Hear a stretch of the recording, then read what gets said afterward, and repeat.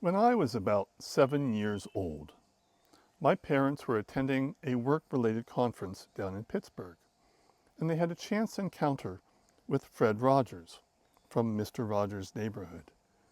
My dad knew that I was a big fan of Mr. Rogers' Neighborhood, so they got his autograph on the back of one of my dad's business cards and brought it to me.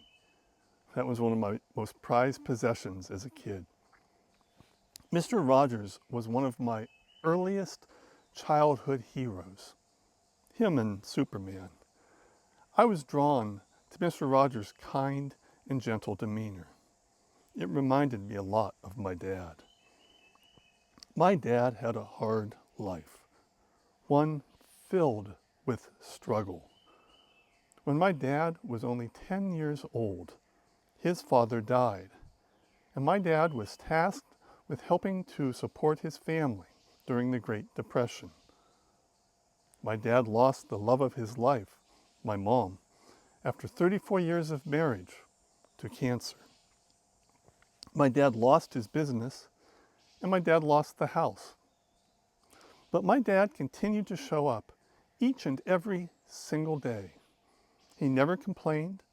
He never looked for anyone else to blame. My dad loved me to the day he died. Most of us, I think, can say, at least on some level, that our lives didn't turn out the way we wanted them to.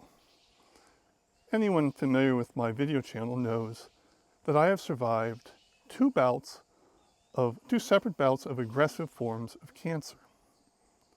But here's a little secret. If I had it to do all over again, I wouldn't. Knowing what I know now, I would have allowed the first cancer to run its natural course.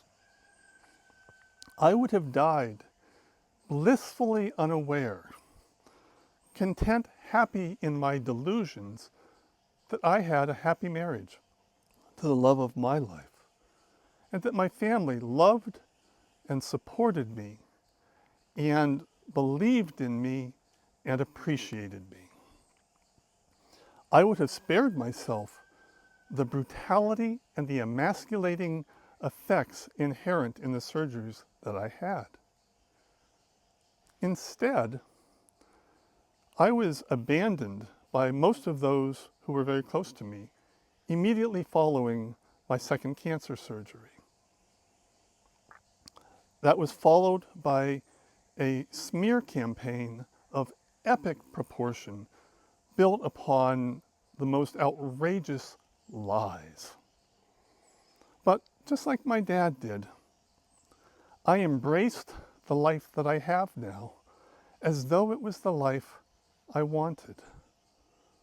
Our real power comes about as a result of the conscious choices we make, choosing to show up, choosing not to engage, choosing when someone brings you toxicity and hatred, choosing not to respond in kind, choosing to continue to show up as though the life you've been given is exactly the life you wanted.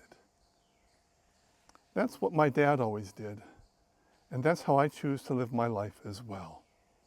We'll see you next time.